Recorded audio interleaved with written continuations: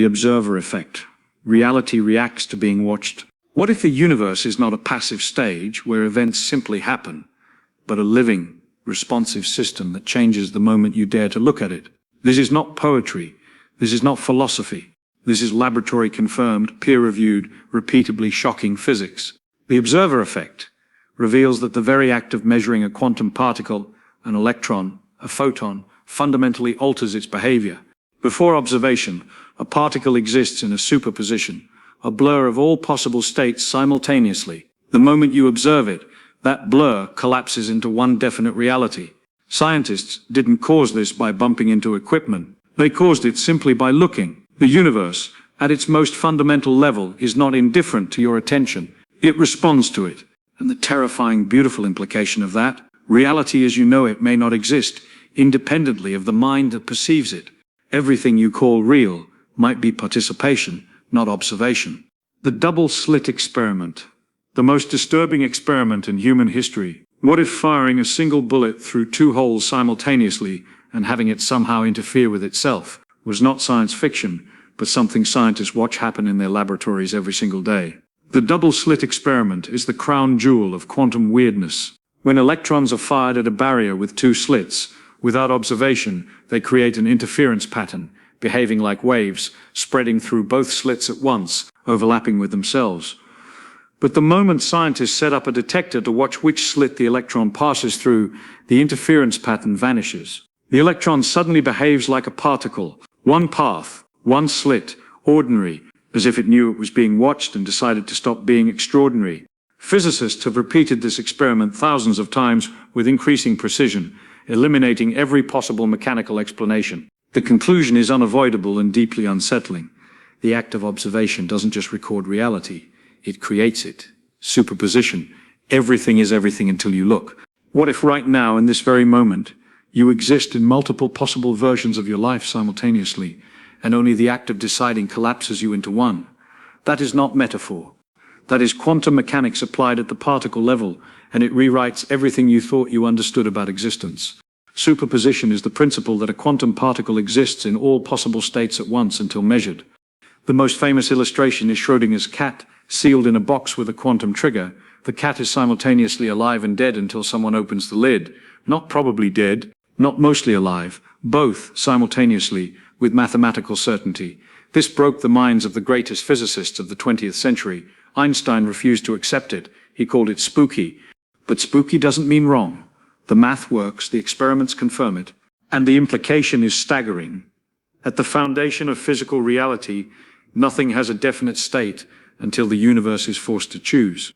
Wave function collapse, the moment possibility becomes reality. What if every moment of your life is not the unfolding of a predetermined script, but the collapse of infinite possibilities into one single irreversible now? In quantum mechanics, particles are described by a wave function, a mathematical object that encodes every possible position, every possible state, every possible future of that particle, all at once. It is pure potential, pure probability. It does not say where something is, it says where something could be and with what likelihood. Then observation happens, and in an instant, faster than any clock can measure, that infinite field of possibility collapses into one specific, concrete, measurable reality. The rest of the possibilities? Gone. Not relocated. Not hidden. Gone. What triggers this collapse? Here is where physics becomes genuinely terrifying. Nobody completely agrees. Is it the detector? Is it consciousness? Is it interaction with the environment? The equations don't lie, but they also don't fully explain. And that gap is where the deepest mystery of existence lives. Quantum entanglement. The universe has no respect for distance. What if two particles separated by the entire width of the observable universe could communicate instantaneously? And Einstein himself called this spooky action at a distance because he couldn't explain it and it terrified him. Quantum entanglement occurs when two particles interact in such a way that the quantum state of each particle cannot be described independently of the other, no matter how far apart they become. Measure one particle and its partner instantly reflects the complementary result, not after a delay. Not through any known signal, instantly, across any distance. Einstein believed this proved quantum mechanics was incomplete, that there must be hidden variables, secret information carried by the particles. Bell's theorem and decades of experiments proved him wrong. The universe genuinely operates this way. Two things: forever connected, responding to each other faster than light itself could carry a message. The universe is not a collection of isolated objects. It is one deeply, impossibly interconnected system.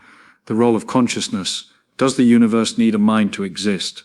What if the universe didn't fully exist in any concrete, defined, measurable sense before conscious minds evolved to observe it?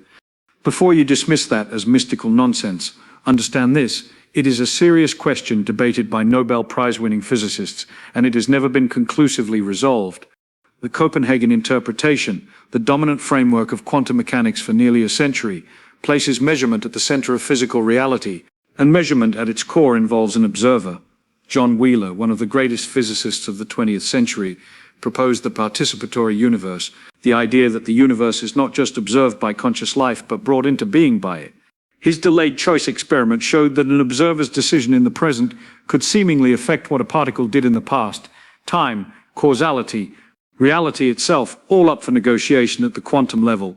If consciousness participates in creating reality, then the question of who you choose to be is not merely personal, it is in the deepest sense cosmic. What if I told you that the universe, the same universe you think you understand, because you can touch it, weigh it, measure it, is doing something behind your back the moment you stop looking, not hiding, not resting, something far stranger, behaving differently? Now I know what you're thinking. That sounds like nonsense. Good. Hold on to that skepticism. Treasure it. Because skepticism is the only honest tool we have when we stand at the edge of something that breaks every intuition a human brain has ever been handed by evolution. Here is the situation. Scientists, real ones, in real laboratories, with real equipment that costs more than most people's houses, have discovered something so fundamentally disturbing about the nature of physical reality that the greatest minds of the 20th century spent their entire careers either trying to explain it or refusing to accept it. Matter, the stuff everything is made of, changes its behavior when it is observed, not when it is touched, not when it is disturbed mechanically, when it is watched. Let me show you exactly how deep this rabbit hole goes. Take an electron, tiny thing, fundamental building block of the atoms that make up your body, this room, every star in the sky. Now fire it at a barrier with two slits cut into it, without observation, without any detector watching which slit it goes through. The electron doesn't pick one slit, it goes through both. Simultaneously, it spreads like a wave, interferes with itself, and creates a beautiful pattern on the detector screen behind it. An interference pattern, the unmistakable fingerprint of something behaving like a wave, spread across space, occupying multiple paths at once. Now do the same experiment again. Identical setup, identical electron. But this time place a detector at the slits, just to watch, just to know which path it takes. The interference pattern disappears, completely, instantly, without exception. The electron now behaves like a particle. One slit, one path, boring, predictable, ordinary. As if it detected the presence of the detector and decided, I am absolutely serious, decided to stop doing the extraordinary thing it was doing. Now you might say, well, maybe the detector bumped it. Maybe the measurement disturbed it physically. Brilliant objection. Physicists thought of that. They've run this experiment with photons, with large molecules, with atoms. They've accounted for every conceivable mechanical disturbance. The result does not change. The act of gaining information about the particle's path is sufficient to destroy the interference pattern. You don't even need to look at the detector's readout. The potential for the information to exist is enough. The universe, it turns out, keeps tabs on what is knowable. Now let's back up a moment and talk about what the particle was doing before you looked, because this is the part that broke Einstein, and I want you to feel the full weight of it. Before measurement, a quantum particle is not somewhere and we just don't know where. It is in a superposition, a genuine, physical, mathematically described condition of being in multiple states simultaneously, not probably here or probably there, here and there, with specific probabilities encoded in something called a wave function. The wave function is the most complete description physics can give you of a particle's reality. And it doesn't say the particle is at position X. It says the particle has a 30% chance of being here, a 45% chance of being there, a 25% chance of being somewhere else entirely, all at once, all simultaneously real. Then you measure it, and the wave function collapses, in an instant, into one single outcome. The rest of the possibilities don't move somewhere else. They don't hide. They cease. Reality makes a choice, or perhaps more accurately, your act of observation forces reality to make a choice it wasn't going to make on its own. Schrödinger illustrated this with a cat, sealed in a box, connected to a quantum device. Until you open the lid, the cat is, according to the equations, simultaneously alive and dead. Not in some poetic sense, in a rigorous, mathematical, physically meaningful sense. Two states, one cat, one box, coexisting. Open the lid and the superposition collapses. Now there is a detail here that no popular explanation of quantum mechanics spends enough time on, and I think it is the most important detail of all. Nobody completely agrees on what causes the collapse. This is not a solved problem. This is not a gap we're embarrassed about and quietly ignoring while we use the equations to build transistors and lasers. This is an open, burning, central question of physics. What is it about observation, about measurement, about interaction with a conscious detector that triggers the collapse of the wave function? Is it simply interaction with any large system? Is it decoherence, the leaking of quantum information into the environment? Or is it something more radical, something involving consciousness itself? John Wheeler proposed the participatory universe. The idea that the universe is not merely observed by conscious life, but in some deep sense requires conscious participation to become concrete. He designed the delayed choice experiment, where an observer's decision now appeared to influence what a photon had already done in the past. Retrocausality, the present reaching back into the past and rearranging it. We tested it. It worked. Time, it turns out, is more of a suggestion at the quantum level than a rule. Now let's talk about entanglement. Because if the double-slit experiment is strange, entanglement is where the universe abandons all pretense of behaving like anything you expected. Two particles interact. They become entangled, their quantum states linked in such a way that measuring one instantly determines the state of the other, regardless of the distance between them. Not after some delay proportional to the distance, not via some signal traveling through space. Instantly, non-locally. Einstein was furious about this. He called it spooky action at a distance. He believed it proved quantum mechanics was an incomplete theory, that there must be hidden variables, secret information the particles carry that predetermines their outcomes like a pair of gloves separated before you check them. John Bell proved in 1964 that Einstein was wrong. Bell's theorem showed that no hidden variable theory could reproduce all the predictions of quantum mechanics. Experiments have since confirmed repeatedly, decisively, that the universe genuinely operates non-locally. Two entangled particles separated by the width of a continent respond to each other faster than light. The universe does not treat space the way your intuition does. It is not a collection of separate, isolated objects sitting in a void. It is one system, deeply, impossibly, beautifully entangled with itself. And here is where I want to leave you. Not with an answer, because the honest position is that we do not have a final answer, but with the weight of the question. If the act of observation changes physical reality at the quantum level, if particles exist in superpositions of all possibilities until forced to choose, if consciousness, or at minimum the possibility of information, is what collapses potential into actual, then what are you? You are not a passive spectator in a universe that would exist exactly the same way without you. You are an observer, a participant. And participation, at the deepest level of physical reality that science has ever probed, is not neutral.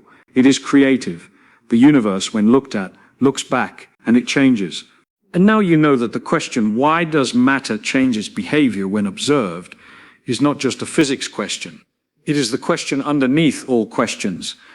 It is the universe asking you, what exactly do you think you're doing here? We started with a simple, almost silly-sounding question. Why does matter behave differently when someone's watching? And we ended somewhere no one expected, at the outer boundary of human knowledge, staring into a gap between the equations and reality that the greatest scientific minds who ever lived could not fully close. The honest answer is this: quantum mechanics works. Its predictions are the most precisely verified in all of science. And yet it tells us something about reality that we cannot fully digest, that the universe at its foundation is not made of things, it is made of possibilities. And something about observation, about the presence of a knowing mind, turns possibility into fact. That is not mysticism, that is physics. And what you do with that, how it changes the way you look at this strange, beautiful, deeply weird universe you find yourself inside, well, that's entirely up to you. What if the universe is cheating, and has been, this entire time changing the rules the moment anyone starts paying attention. Here's what I mean. Scientists took the smallest pieces of matter that exist, electrons, photons, the fundamental building blocks of everything you have ever touched, and they fired them at a screen. Without watching, those particles did something impossible. They went through two places at once. They interfered with themselves. They behaved like ghosts, like waves, like something no human word was built to describe. Then they watched, and the moment they set up a detector to simply know, the particles stopped. They snapped back to normal. One path, one place, ordinary, as if they knew they were being observed. Now here is the question that has haunted the greatest physicists who ever lived, and the one we are going to answer together right now in this video. Why does matter change its behavior when observed? Stay with me, because the answer doesn't just explain physics, it will change the way you understand reality itself.